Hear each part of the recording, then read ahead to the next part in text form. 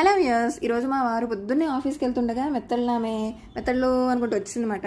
ఇంకా అవి చూసి మా వారు బాగున్నాయి, తెల్లగా పెద్దగా కూడా ఉన్నాయి, మెత్తళ్ళు పొడికి అయితే భలే ఉంటాయి, కొంచెం చేసి పెట్టొచ్చు కదా అని అన్నారు.